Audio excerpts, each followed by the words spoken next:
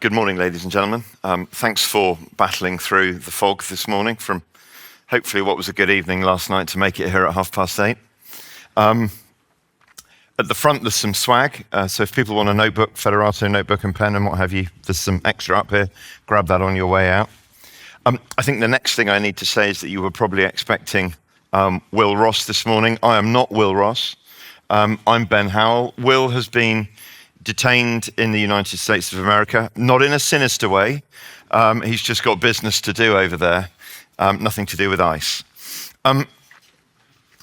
Yeah, it's the last month of the quarter. We have deals to close. So you've got me, and I'm the Vice President of Sales for EMEA. I've a couple of decades service in the British Army, about a decade now in insurance, and I'm primarily London focused, but currently Federato in spreading out of the United States this year. We've got pipeline in the Middle East and Europe as well. Federato's 5 years old, post Series C, raised a total of $80 million, many clients in North America, and as I say, a growing pipeline in the EU and in the Middle East. We were born out of taking the concept of risk ops into insurance and applying AI in the context of insurance as well. Naturally, that manifests itself as portfolio management in insurance, and I'll delve into that in more detail later. We like to have what we call an approach. I think many firms don't. They just want to churn out software and look for buyers, but we see ourselves as the new core, a leader in firms that are cloud native and AI native. So we're not claiming migration by, for example, migrating on-prem services into the cloud or backing in someone else's AI solution. AI and cloud is where we started. So our platform is more secure, more configurable, more easily updated than pretty much everyone else. And we will keep AI as our heart as we bite off more chunks of the insurance lifecycle. As it says there, built on, not backed in. Okay, two things I want to cover then today. I'll make two arguments, and hopefully you'll have some questions and discussion as well. Thesis one is about runtime. Okay, the time it takes an AI platform to perform functions, and by extension, how long it takes the augmented underwriter to perform his or her job. And we'll look at portfolio management in that context of runtime. The second is about build time, how long it takes to bring workflow, integration, risk augmentation ideas to life. As long as we're building workflows that curate the risk to the underwriter, we're enabling those that we've recruited, trained, and paid to do their underwriting job. And I'll return to that idea of curating the risk to the underwriter later on. A little bit of homework, though. When I go through portfolio management, I'd like people to think about workflows, workflow tasks, integration tasks that perhaps you'd like to solve in your business. All right, and what we'll do is have a go at building that workflow using agentic AI on the screen for you this morning. All right, so here's what I propose then. Effective underwriting is an emergent property of sound portfolio management, and AI is the key to this. It's not a threat to the underwriter. In fact, it's the opposite. It's already enhancing the performance of underwriters and therefore the firms they work for, and therefore growth. And I have a real-life example of this to back that claim up later on. The trick is that the underwriter cannot know the effect that each risk has on the portfolio, but the AI can. The AI is reading every risk. It knows as much about what you didn't write about what you did write. In Federato, it's reading every email and attachment in and outbound, as well as placing platform interaction and agency portals. So anything coming in, anything leaving Federato is read by the AI. It's forming an opinion on the nature of the underwriter's relationships with brokers. Who's serving the underwriter the best? Who are they doing the best business with? We call that winnability or propensity to bind. If we're talking about London, you might even say propensity to lead and follow. We're digitizing the relationship between the broker and the underwriter and forming opinions about it.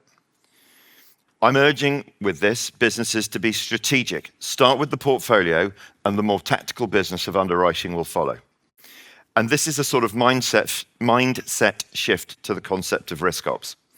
I won't belabor risk ops here. Suffice to say that in an underwriting firm, risk ops presents itself most obviously in portfolio management. How do I grow the business balanced with the risks I'm exposed to? How do I manage that? And how do I do it intentionally with every risk that I write? Okay, I mentioned I was 2 decades in the military, so I'm duty-bound to talk a little bit about the military, but I'll just talk about our founders first, William and Will.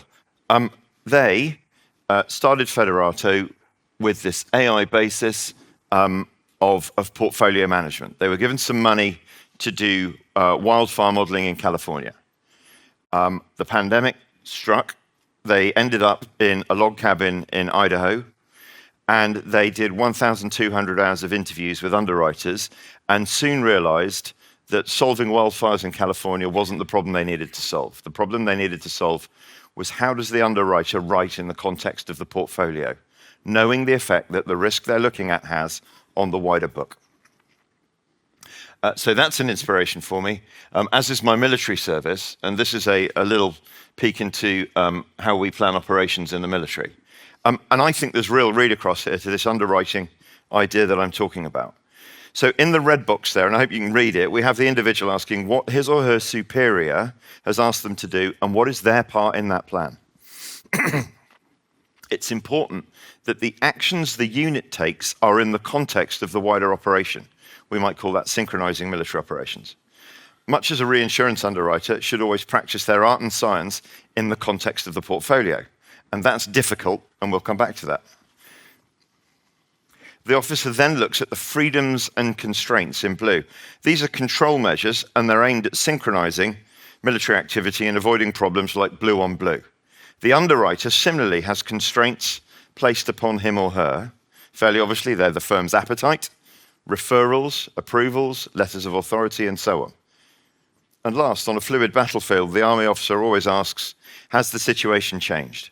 Is my emerging plan still relevant? And if something has changed, what actions are needed to respond to that? The underwriter must do the same. So this makes sense to me. It tells me that rather than pursuing an underwriting workbench, we need to tackle the portfolio first. The workbench purports to make underwriters more efficient, and if efficiency just means binding more risks, then they do that. But that's regardless of appetite, and that's the issue I have with that approach. We need to be more strategic. Start first with how do we manage our portfolio? How do we get that appetite and guidance into the hands of our underwriters in a way they can manage? Okay, so we have an answer to that at Federato. And I like to think of this as underwriting before the risk arrives. I'll repeat that, underwriting before the risk arrives. Sufficiently granular portfolio management will give the underwriter breathing space as the platform does much of the work for them. So let's look at the slide, and we're touching on this portfolio management. We're not going to dive into the actual underwriting functionality today, but please, if you want to explore more of that, grab me later. Tying it back to the title, though, this works because every submission, email, attachment is read by the platform. And so we have a couple of things on this page. Okay, goals. What do we want to underwrite?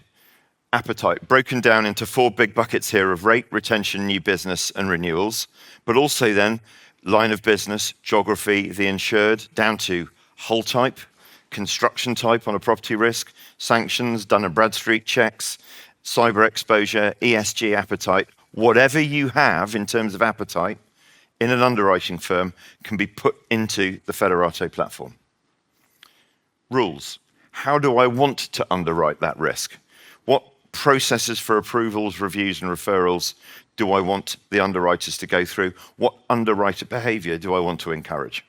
So all of that's entered here, and then every risk that arrives into the platform is triaged through those rules and goals.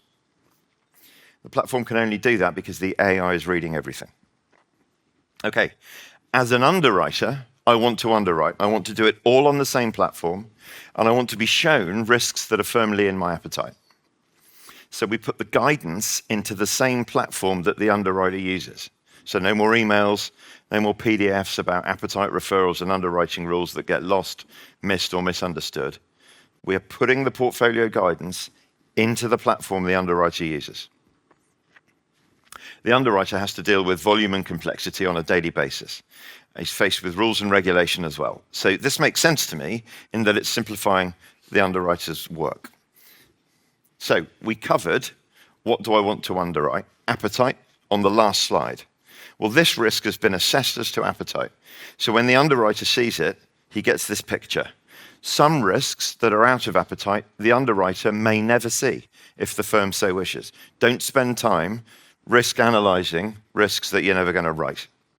This property risk has been judged by AI to be contributing to an increase in business goal. That's that 4 million in green.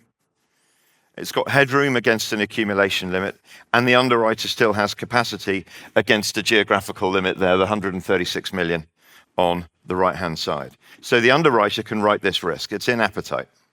If you wanted other widgets on here, such as a sanctions green tick or an ESG score, we can do that. Then we spoke earlier on the other slide about how we want to underwrite that risk. So this yellow ribbon here, okay, despite the appetite data looking healthy, there are some referrals and approvals the underwriter needs to deal with. If the underwriter hovers over these boxes, the rationale is explained in a pop-up.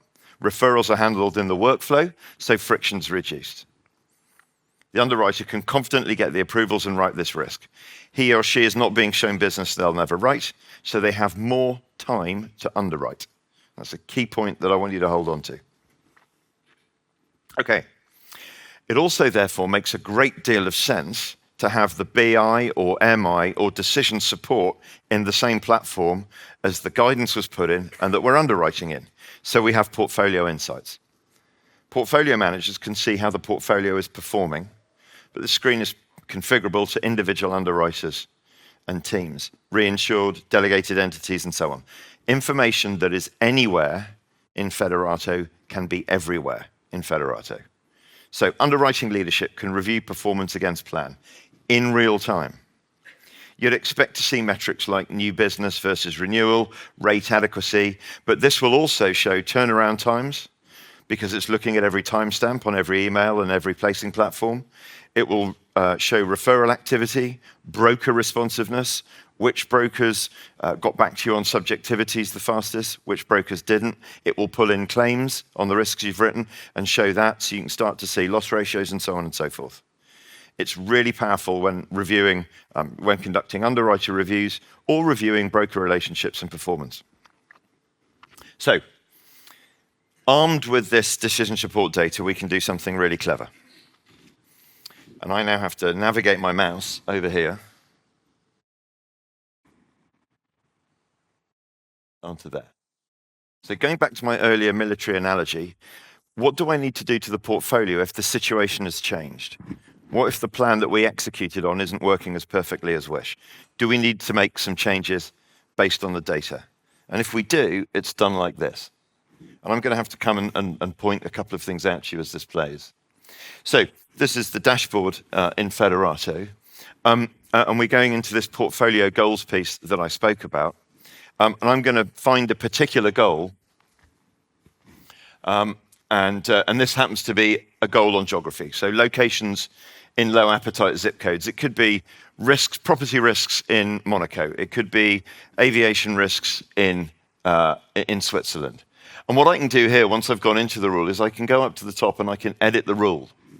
And what's interesting is that it'll tell me that this is acting on 3 accounts with about $90,000 worth of premium. If I change one of the parameters, then the calculation, the platform recalculates and now says 9 accounts and $250,000 of premium.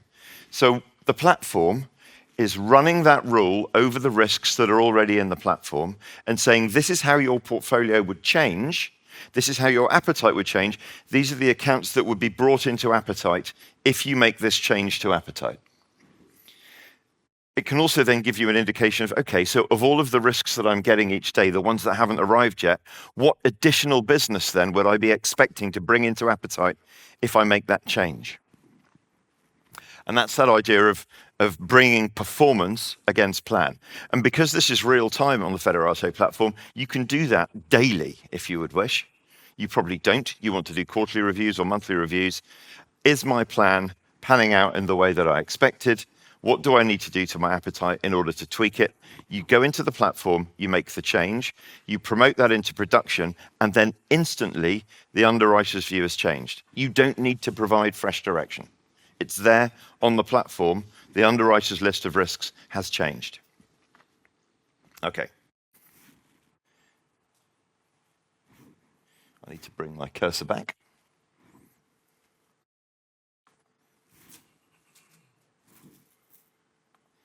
All right, so I said I could give an example of how this might work in an insurer. This is one of our clients in North America. On the left-hand side of the diagram, you've got before Federato. On the right-hand side of the diagram, you've got 12 months after we implemented Federato with this North American insurer. We've rounded the numbers to make life easy, or make maths easy, and you'll notice firstly that the submissions that brokers were giving that insurer before Federato and after Federato are no different. Underwriters reviewed fewer submissions after they implemented the Federato solution. We view that as being positive. It means what the platform has done is take away the submissions that weren't in appetite and only put the ones that the firm wants to write to grow the book in front of the underwriters. They can spend more time per deal now doing their job of underwriting and risk analysis on each risk. And as a consequence of that, they quoted 12,000, not 10,000. So the number of risks they got into and understood went up. They won more of those risks, i.e. they were selected by the broker to write those risks, from 5,000 to 7,000. But the critical thing is that they wrote 5x more high appetite risks that year because the platform was curating those risks in front of the underwriters and they were getting those risks off by lunchtime. As a consequence of that, their book grew by $400 million in 1 year. So when I look at that slide, the next thing I think is, how do I buy Federato? Okay, so I'll conclude this section of the talk here. I want to leave you with three things, and then I'll invite some questions before we move on to the next part. First then, the contrast to the underwriting workbench approach of just write more risks faster. The workbench approach is a tactical approach. Underwriting, in underwriting, and it doesn't support the firm's portfolio growth plan. If you've got a bad strategy, you're just doing more of the bad strategy. The Federato approach, starting at the portfolio level, supports the growth plan for the firm. Secondly, AI in the platform is reading every risk. It's clearly making judgments as to appetite, but it's also forming opinions about the relationship between the broker and the underwriter based on the frequency and nature of contact.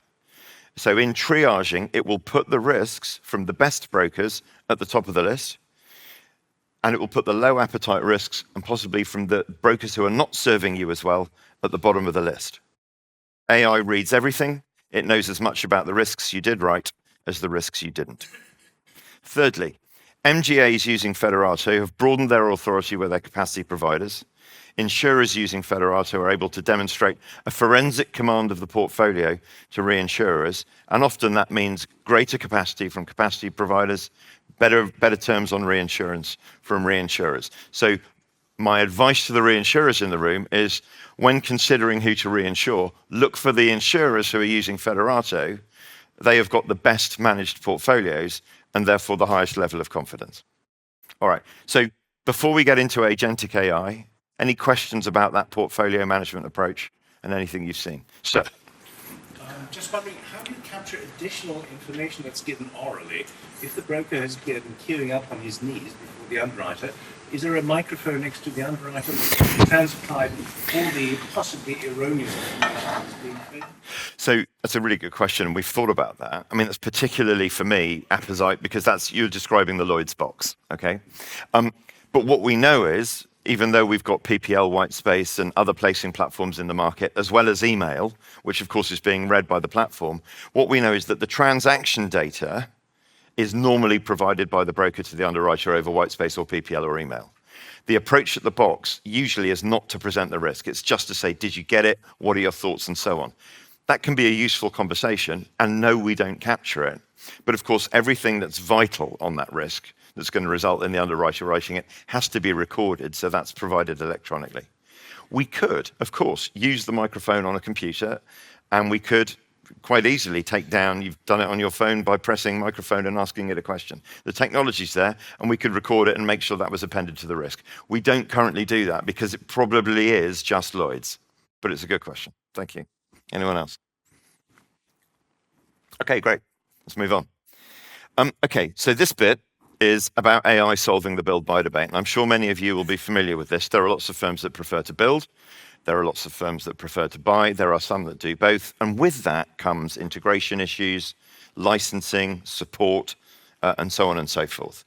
So my contention to you in this part is that Federato can solve the build-buy debate. We'll look at a short history of AI, how agentic AI works, how we apply it to insurance, and then we'll try and solve a workflow problem. So a reminder, please, keep thinking about a workflow you might want to solve. I'd prefer it come from you rather than me, because then it looks like I've done it before, and this is one I did earlier. So, for some authenticity, let's think about that. This is quite interesting from the boss of Sequoia Capital. And I suppose what it says to me is that what I want you to get excited about in this session is probably going to be very normal in a couple of years' time. Okay, what Federato is doing at the moment, certainly in insurance, is bleeding edge. But remember that paperclip? Looks like you're writing an email. That was AI once. Now it's just an annoying, footnote of history. So we'll see how this works. But as I say, footnotes of history, normalization has happened throughout history. So the concept of Pareto optimality is used within AI, particularly in the context of what we call multi-objective Markov decision processes. Pareto and Markov, of course, fairly well-known contributors to thinking, the Pareto principle and so forth, 19th century. So we're standing on the shoulders of giants in 2025. Fast forward from Pareto to 1999 with the first use of the word agent in AI, 2011 with feature recognition through to ChatGPT, and where we are now. So AI, the term, in I think 1966 when it was first used, and agentic are not new. This is how we define AI. This is particularly important to us in Federato. The critical piece for us is on the right. We bestow upon our agentic AI a deep insurance knowledge. We call that context, so it understands what's being asked of it. It also has to carry out the task really well, so we have to train and teach it for optimization. Coincidentally, the tasks that AI is often given are themselves optimization tasks. We're going to look at workflow optimization. And then we use reinforcement learning, which is learning by trial and error, penalizing the bad results and encouraging the good results to further optimize our AI, improving its knowledge and its skills. This builds on the last slide. So our agentic AI has been given all of the insurance context we could find, and then we gave it as many tools as we could build. But despite context and tools being preeminent in agentic AI, prompting is still important. The user prompt is the natural language prompt that you enter into an AI platform to ask it to perform a task for you. The system prompt is the large language model actually improving your prompt so the agents can better jointly build a better solution. So we do prompt enhancement in the platform. How does it work? Right. Apologies for how the projector's working a little bit here. On the left of the screen, you've got the Federato Orchestrate agentic AI engine running, and on the right, you've got an attempt to show you what's happening. So the goal, interpretation agent reasons through the user's request. Orchestrate asks the user to provide clarity before proceeding. So after you've put your prompt in, if Orchestrate doesn't understand it, it will come back and ask you questions about what you're asking it to do. Does the prompt fit my context? Is it an insurance task we've given it? If not, I need more information. Okay, again, apologies for the projector. The planner agent creates a plan to achieve the user's goal. There's the planner agent. It identifies the task, categories, and objectives to meet the goal. Then over here, the step builder agent selects the steps to fulfill the tasks, and the agent uses triggers, APIs, SQL queries, AI steps, and JavaScript to help it write the solution. The configuration agent configures the workflow, putting all the steps together, and the reviewer then ensures quality and accuracy. This is unit and system test by any other language. So what we've seen there is the whole development cycle, plus a testing cycle as well, before the solution is presented to you. And then finally, you can see a little bit on the left-hand side there, a workflow created with AI with a configurable user prompt at the start. And then the black boxes where the AI has chosen a Java step for a given workflow, it has written the code for that step. I just want to shout out some of the Federato family. On the left-hand side there, the CTO standing up and the CEO with the AI team that wrote Orchestrate, finally achieving it at 4:45 in the morning. They tend to do that. So those are our really clever people. We built this with our friends at Google, and there they are. And the reason I put this slide up is because when Google saw what we were doing, Google tweaked their LLM to better support Federato's agentic AI objectives. All right.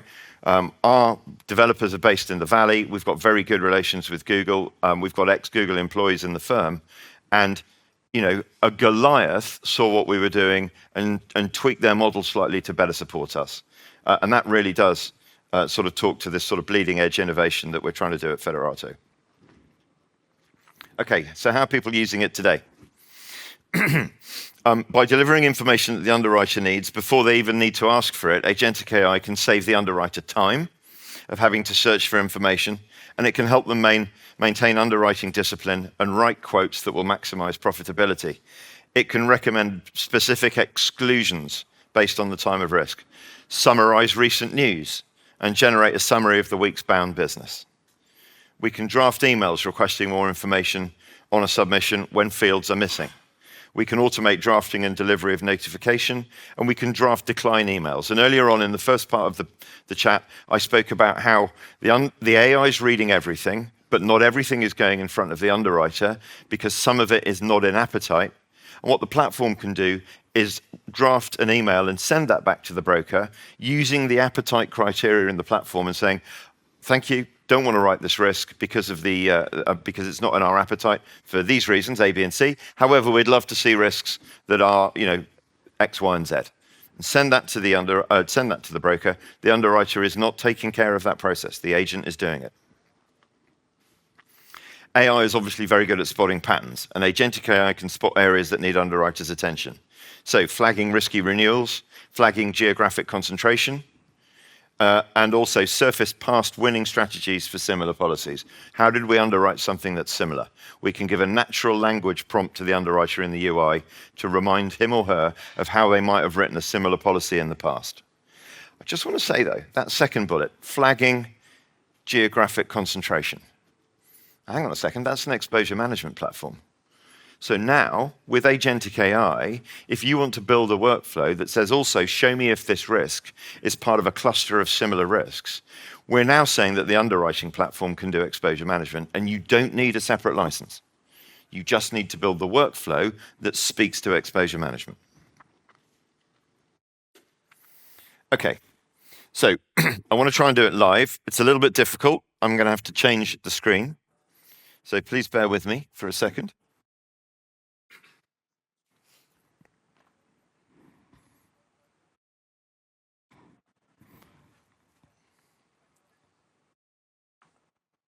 I'm going to move my lectern round, so you'll have to look at my back. And again, the UI is not brilliantly rendered by the projector. This is inside the platform. This is an existing new submission clearance workflow.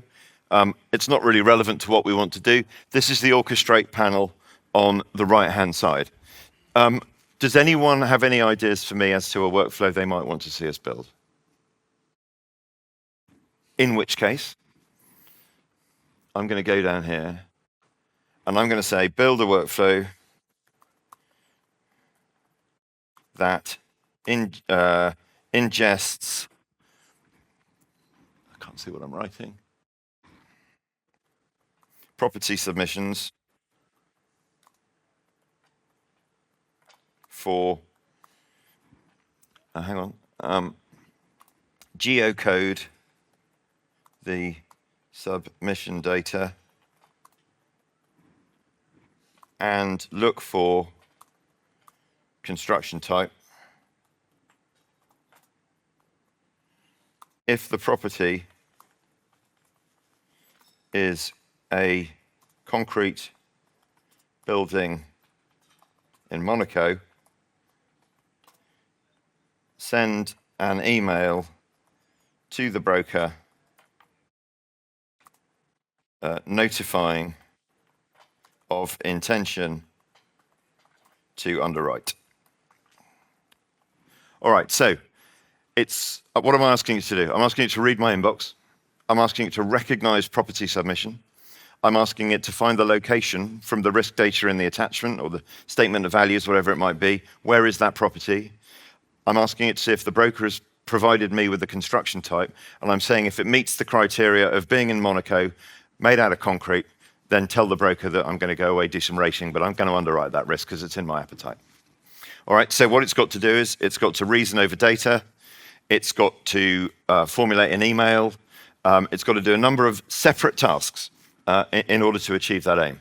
What I am going to do is just quickly spell check, which is really, really difficult here.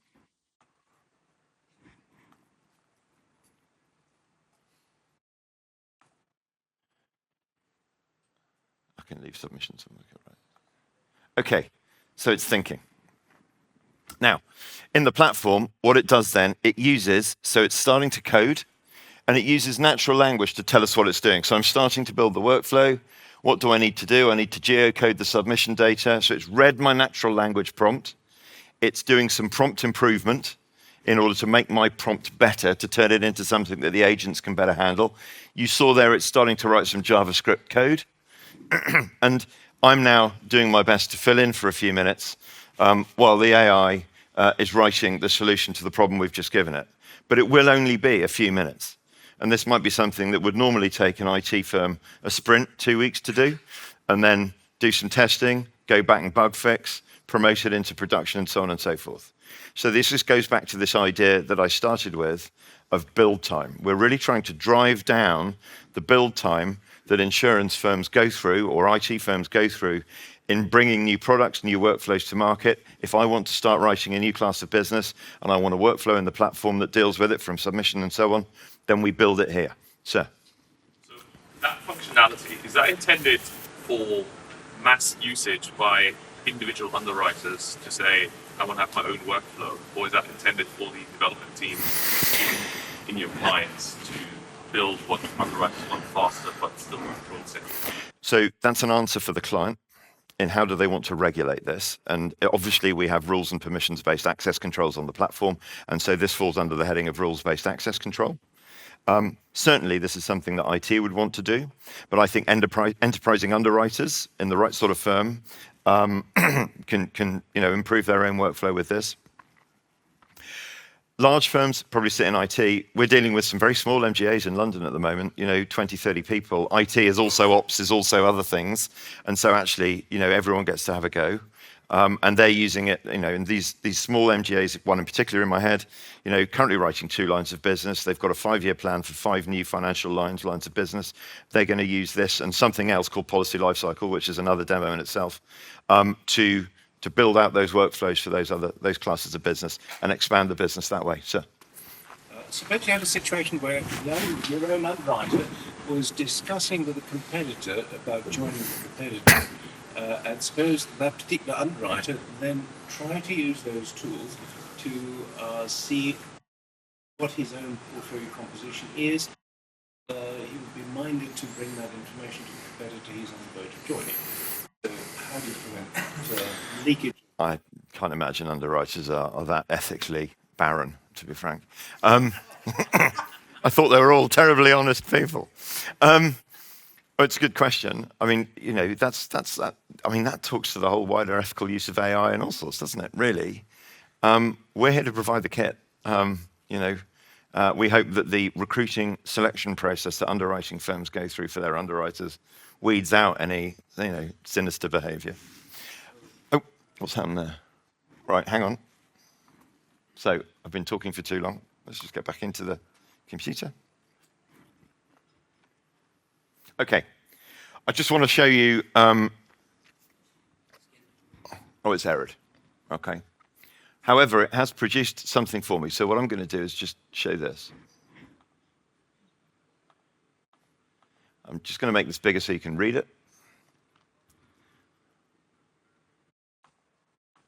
Okay, it's done what we asked it to do, though, in that it's understood that there's a submission trigger at the start, that it needs to geocode the submission, that it needs to check the construction type, and then based on those criteria, it needs to send that email to that broker. And what I want to try and do is just see if I can go in to, for example, geocode submission, okay? And it's started to configure a step and look at what might need to be done for that step. It's also going to give the IT department, the enterprising underwriter, some of the description as to what it's thinking of doing there and what it's done and why it's done it. So when you want to build this out, you might want to test and so on and so forth. And it's also provided some example outputs of geocoding in JavaScript, longitude and latitude, so it's decided to do it that way. Fairly obviously. Construction type. Again, it started. We're looking at the JavaScript there. If we look at the editor, it's written the JavaScript for that step while we've been talking to go and find in the submission the construction type of that property. So it's actually written code for us. Okay, and there are some errors. So what we do, we work the bugs through. We make sure that we configure the steps. We do some manual work. What I'm trying to tell you is that rather than building a workflow in 2 weeks, using this, we can probably have something workable by the end of the day. And then definitely by the end of the week, we can promote that into production. And what we've done is we've decided to automatically look at the location and the construction type of a particular property risk and email the broker back with a permission, with an intention to underwrite it. So we've automated something that the underwriter now doesn't have to do. And that's the purpose of this.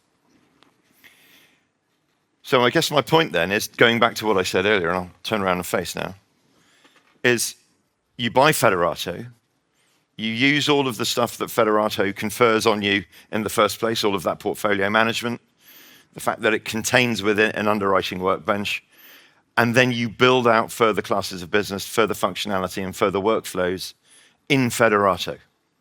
That removes licensing issues, it removes integration issues. It means that you're using one AI-enabled platform to achieve all of your underwriting needs. Okay, I won't try and find my final slide. I'll just take more questions. Sir. So, it's a very powerful engine that you're delivering to somebody. How much education comes with the engine? Because from my understanding, one of the new jobs in Silicon Valley is called a prompt engineer. Yeah. And how you curate the question to the large language model helps build the structure of the response. And each question that this underwriter, who's now a prompt engineer by the power you've given him, that he asks, that he or she asks, the AI is building out workflows, and they really need to know to ask the right question of the large language model, so that these workflows can build into a system that makes sense. Otherwise, instead of art, it's more like just throwing paint around the room. So what is the education you give the underwriting team that's going to build it? So thank you. This kind of touches on the other gentleman's question from earlier on. So number one, in terms of a prompt, you're absolutely right. You need to write good prompts. But the system improves the prompt itself with the context that it's been given. So with the insurance context, it will take that insurance prompt and it will make it better. But actually, yes, if you're going to write workflows and stitch them together, and then you're going to run a business based on those workflows in underwriting risk, then maybe you do need to give access controls around this sort of capability. Particularly if we're writing 3 or 4 workflows, you need an architect then to say, how do those 4 workflows work together with each other? How do they interact? So I suppose while you can give it to anyone you like in your firm, that's your privilege. You should restrict it to those who have been trained or understand how this is going to perform in production when you're actually doing live business on it. So who's doing the training? So we Restricted person who has the ability to Sure. govern the process. part of implementation with Federato is clearly training for all of the underwriters on the platform to use it, but we also train the IT department as well in building out workflows. There's a larger workflow designer in the platform as well called Policy Lifecycle, which basically starts with submission through to quote, bind, endorse, renew, and all of the legal aspects about that, because there's a point where you bind a risk, you're in a legal contract, and so on and so forth. And we train on that as well. So there's a lot of facets of Federato that we haven't touched on, all of which is part of our implementation and training strategy for a firm. Is there an interface to the general ledger system? As you put a risk into the Federato, would there be an automatic calculation of the premiums due being credited to the broker or whoever is supposed to do that? And what is the interface to the claim system? Yeah. So there is an interface to a general ledger. Excuse me, we don't do general ledger, we don't do financial settlement, but we do take the policy all the way up to that. So we can also build out using our forms engine, another facet of the platform, policy administration. And so we can become the single source of truth for a business. So the system will automatically calculate the premium? Yep. It's very easy to do calculations in the platform, present them as tables in the UI. Did it recently for an MGA who wanted a reinsurance calculation based on each risk that they wrote. They gave us the use case. We returned it in 24 hours, and we had a small reinsurance calculator at the bottom of all of their D&O risks. So it's something we can do. We can return those calculations to the underwriter or to operations or whoever wants those, give them a non-underwriting UI license so they can see them, and we can push that data via API into a general ledger system. To the claims point, absolutely. If you have a claims system, Guidewire, DockerSoft, whatever it might be, and that claims system is API enabled, and that API is able to push, basic claims data, when, what, cost, who was the insured, where was it located, and so on and so forth. We can take that claims data of our API, ingest that into the system, put that in a table, append that table to the risk that's relevant to it, and then keep that claims data alongside that risk for the underwriter to look at. We can then do calculations on the aggregated claims data to do loss runs, and of course, come renewal time, you can see that claims data because that might influence your renewal premium. So that's actually, providing the APIs are there, not difficult to do. And you could aggregate non-proportional claims as well. We could. It's maths, So yeah, absolutely. Yeah. So. Is your AI engine 100% in-house built? So yes, all of our agents are 100% in-house built. The LLM is not. For this, we've used a Google LLM, although we do choose different large language models for different tasks. So there's some Anthropic in our system, and there's also a provider of LLMs called Lazarus, who do insurance-focused large language models, and we use some Lazarus where we need to. Lazarus is really good at reading handwritten notes. So when we're ingesting PDFs that have been scribbled on, it will actually read and understand all of the scribbles. So yeah, a variety. We're LLM agnostic, depending on what the task is. Our agents are our own. Yeah. Sure. Question on the back of that: how do you control for the evolution of those LLMs in the background in terms of ability to capture in your platform? How do we control for the evolution of the LLMs? I'd say, we're a Google shop and Gemini dominates. I would say by staying very close to Google and understanding what they're doing and make sure we read the release notes, every time they upgrade the LLM. Remember, we're using a very context-specific slice of that LLM, though, and because we're a Google partner, we can go into the back end. So I think, that's a good question for my CTO to get into the nuts and bolts. But I think partly it's on the relationship, the fact that we have a contract, the fact that we do business with them. For other LLMs, can't answer it. So the US carrier example that you used that went from 1 billion to 1.4, how long did it take to educate all your underwriters in that system?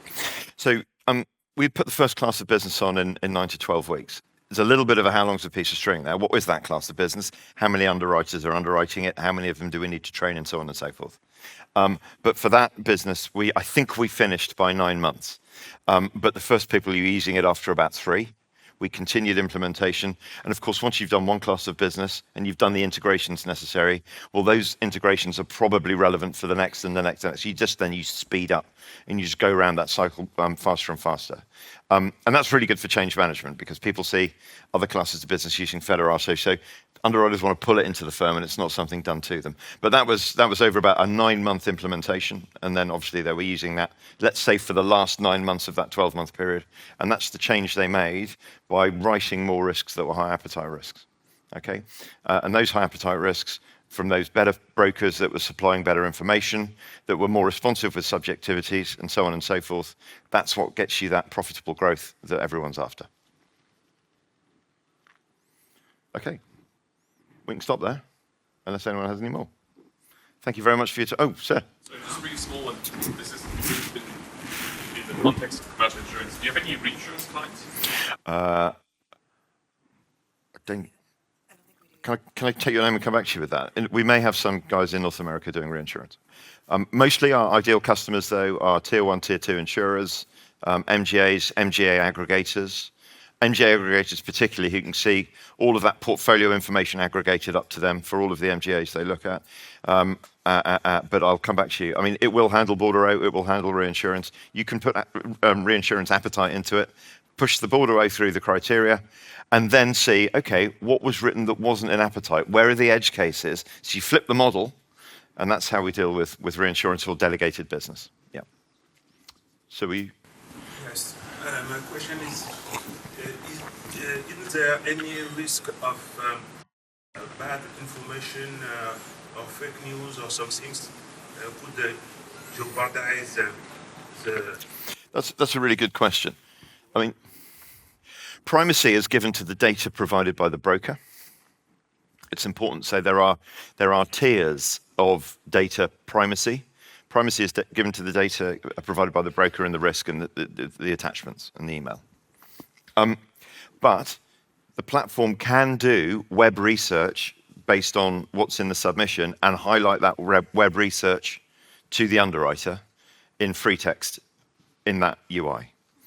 So we've said, using agent, we could write a workflow that says, go and conduct, based on the details of the submission, go and conduct the following research. Has the insured got any outstanding legal actions against it? Has the insured been sanctioned in any, in the following regions?